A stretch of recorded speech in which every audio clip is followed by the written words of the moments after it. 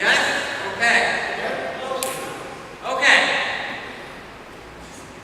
All right, so just so everybody's on the same page, where we are, where the development site is, 66th Street, 65th Street, Central Park West, Columbus. The development is happening here, but it also includes floor area from the building next door to it, the ABC building next door to it, the landmark. It's importantly in a split lot zoning district. That means it is partially, thank you, it is partially in a C47 and partially in R8. And that's very important, and we're going to get into that in a minute. It is also in the Lincoln Square Special District. So the zoning resolution of the City of New York is about 4,000 pages long, right? And these blocks have their own special rules. And it was the first special district developed in New York City. It was amended in 1993. These amendments, we have lots of documentation about it because this is buried in ancient history. This is 1993. They were made in response to the issues raised by the height and form of recent developments. And that the new regulations should predictably regulate heights of new development to about 25 to 32 stories. Okay, so this was the recent development that they were responding to in 1993. This is the Millennium Tower, which is 545 feet tall. And so they developed regulations to stop more buildings like this. The regulations are called Tower on Base, but because this is the Upper West Side, the rules here are a little bit different here than they are on the East Side and other parts of town.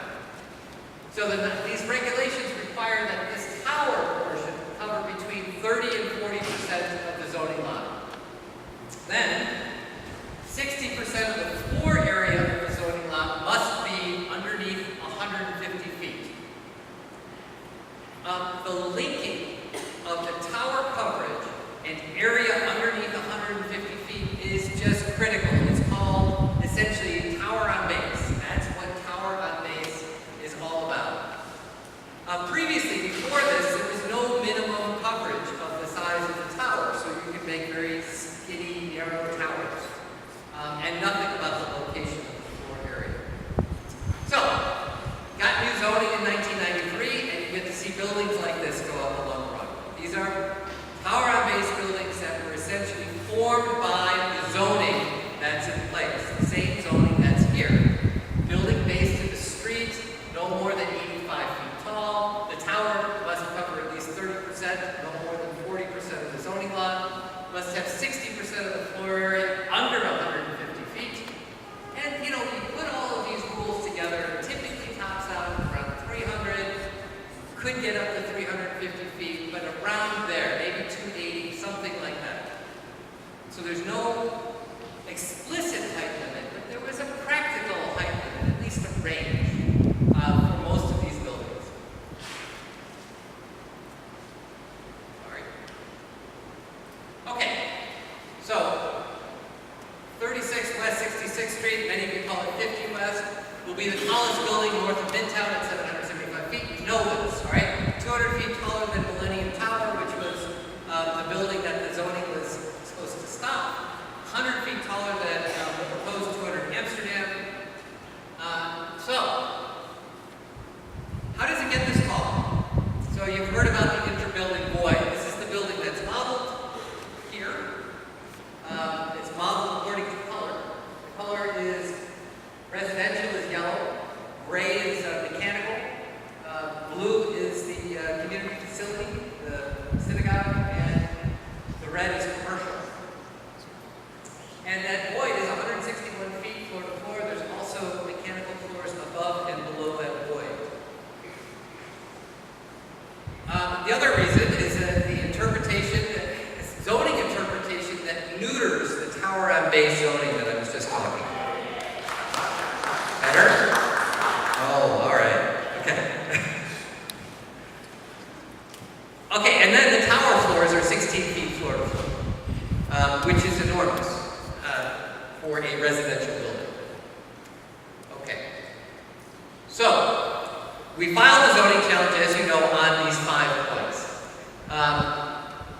We're going to talk about 3 of them today. The zoning challenges in English, I encourage anybody who has an interest to read it. It's illustrated. Most of it, I think, is hopefully pretty understandable. But we're going to talk about these 3. The fire department is concerned about safety in this building technique. The tower coverage is calculated at a different area than the tower area underneath 150 feet. And then the DOB is, in my opinion, not policing the need for areas claimed as mechanical. They used to, and they should still do that. Okay. So, but first, before we get into these, what is an inter-building void?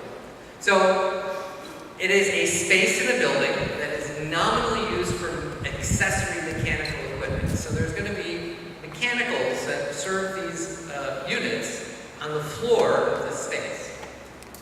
But since we don't regulate floor-to-floor heights in New York City in tower districts, they can be of any height. So this one is 161 feet, and so its primary use is to raise the tower floors higher than they would be if it was a normal mechanical floor.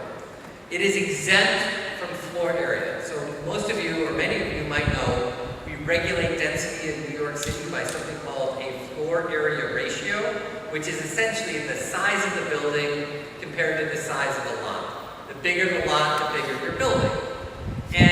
But that means you have to count up how big your building is. Mechanical spaces are exempt, right? You don't have to count them. So this gray area has an enormous floor-to-floor height, but it also doesn't count as floor area. And essentially what this does in this building, it results in mechanical floors being about 23% of the volume of the building, which is quite large. Before 2010, it was almost unheard of. But it's also not alone, and there have been other recent examples of buildings using this technique. And both the DOB and the BSA have said that this is legal under current zoning. So the BSA is essentially the body that oversees the decisions of the Department of Buildings, and essentially they can say whether the Department of Buildings is right or wrong. And they have said on the record that the Department of Buildings is right when they say that these spaces can be of unlimited size. But the Department of City Planning and the mayor has publicly expressed concern. They've said that this is a problem and we need to find a zoning solution for it. We see these are 3 buildings. This is on the east side in Rachel's area. This is in Midtown, and this is on 30th Street. We now see towers with 25 or even as high as 30% of their volume in mechanicals. But we don't regulate volume in New York City. It's not a measurement that we regulate.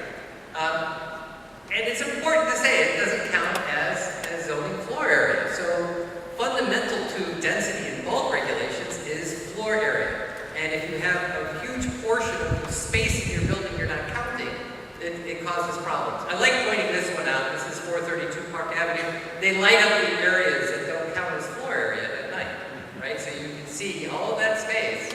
There are 19 floors that do not count as floor area. And so, I believe that the Department of Buildings needs to be actually policing this. And in fact, at one point, they used to, right? Years ago, they used to say, well, you don't really need that space for the mechanical purpose, but they don't do this anymore. And they should be. It's a policy decision. It's not based upon any legislation. Okay, and then number 2. This is important, right? I deal with zoning issues, and most zoning issues are pretty esoteric, right? It's about how tall you can build your building. I brought this issue of inter-building voids to the fire department's attention. Nobody had ever actually asked them about it. They had never heard of the building technique before. And I gave them plans, and I said, well, how would you do it? Is this safe? I don't know anything about firefighting, right? And this is completely new to me.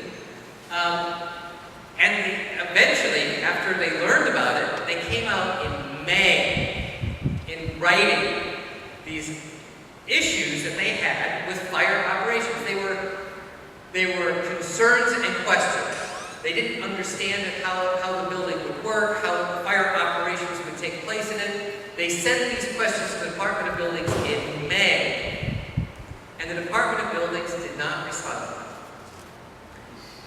They just kept approving the technique bigger than the ones that they complained about. And you know, this is kind of uncharted territory for me. Like, I've never actually had the fire department weigh in on the safety of a building. Usually, I've gotten up here and I've said the DOB has a good track record when it comes to building safety. I've said that many times. And so I am shocked, as anyone else here, that this is happening. Radio silence is not an option when the fire department comes and says, I have a problem because I have questions about the safety of this building. And that's what's happening. And the building code, the way it's written, is that a building can be legal under zoning, but if it's not safe, they don't have to permit it, right? Safety trumps zoning. And in this case, safety should have trumped zoning, and it should still, or at least those questions need to be answered. Okay, and then 3, and this is really, I think, the heavy zoning piece of this, is can we calculate tower coverage and floor area underneath 150 feet? So the 2 elements of tower on base, can we calculate them based upon different parts of the zoning law? So this is the zoning law. C47 in the north, R8 in the south. There's a big red line between them separating the 2 different zoning districts. So what they've done is they've calculated the area underneath 150 feet based upon the entire zoning law. They calculate the tower coverage based on only the C47 side. They've divorced tower coverage from area underneath 150 feet, which they also call bulk packing. So the 2 parts of the tower on base regulations have been divorced from each other. And that's a problem. And it sounds like, so what? The so what is you couldn't build this building if you calculated them on the same area. So as proposed right now, that tower is 20% of the entire zoning lot. If it covered 30%, you would have to have your tower be 30%, would have to be 50% bigger, right? It would have to cover more of the lot, considerably more of the lot. That would take more floor area and would radically change the building. And the interpretation that the applicant has used is certainly not intended by the regulations, right? So because this was done in 1993, there's a record of what this is supposed to do. And you go back and you look at that record, and it doesn't support this interpretation at all. And if you carry it forward to other sites, it will produce absolutely absurd results, of which, in the challenge, if you go through it, I show some examples of absurd results that could be done, but this is actually legal. And so, I will say this, and they know this as well, is that the zoning text in the 1993 zoning text isn't well written. And you can make the argument that they're making based upon solely the zoning text. But there is also an enormous amount of other materials which are not being considered, which do not support that interpretation. So I think you have to actually look at that other material. You cannot have regulations that produce absurd results. And what's happening with their interpretation is that it is an absurd result. And so therefore, the DOB should not. Okay, and then finally, this is not a zoning issue, and it is not listed as one of the 5, but it needs to be discussed. And Helen mentioned this, and this is like, it's important. It was approved, a building was approved on this site. I have it in 2016, she said 2015. But a long time ago, a building was approved on this site. There it is. 292 feet, 25 stories. Predictable development, exactly as the regulations intended. And then, 18 months later, we get this, all right? 39 stories, 775 feet, completely unpredictable building form. So, why is this important? All right, okay, it's not illegal, all right? You have the ability to alter your building plan. makes sense to be able to do that, but it doesn't seem right. Right? It's certainly not transparent. It's certainly not being open and honest. It needs to be said that 4 months before that what I call a fake plan was filed, they got permission from the Attorney General of the state of New York to acquire the Jewish Guild for the Blind's property. So it wasn't that that deal wasn't done. It was done. It was done 4 months previously. And here's the thing, is that if you take these challenges all the way to a court will look at the building and say, oh, come on, that building's almost done. What do you want me to do about this? What this has done is that it has, even if we find the error, and the Department of Buildings or the BSA or a judge agrees with us, they have advantaged their situation by progressing construction for 18 months. And what I say, in the challenge, and what I think needs to be said over and over again, is that this hardship that a court might identify is completely self-imposed. We could have filed this zoning challenge in 2016 when they initially filed their approvals. But we had to wait until now because they only got their approval at the end of July. And it's important if we want to actually get a change out of this. They should not be advantaged by that behavior. Okay, so last slide is about the process, what happens from here. So the first thing, the zoning drawings are posted. The zoning challenge must be filed within 45 days. We are at item 2 right now. We've just finished item 2. The DOB will respond to the challenge. It normally takes at least 75 days. Rachel was involved in one that took 6 months, but it actually can be quicker. It depends on how they treat it. The DOB will either accept or partially accept the challenge and issue an intent to revoke the approval, or they will deny the challenge. If they issue a intent to revoke, the applicant can come back and file new plans and try to cure it. Denied challenges can be appealed within 15 days. A denied appeal or a new building permit, right now this building does not have a new building permit yet, is called a final determination. Final determinations, either a denied appeal or a new building permit, can be appealed to the Board of Standards and Appeals within 30 days. And then finally, this is where 200 Amsterdam is. 200 Amsterdam is at the end of this process. BSA decisions can be appealed to a judge, and that's where that is in the process. So the judge would be the final say if you don't have satisfaction. Okay, that's what I have. I think questions.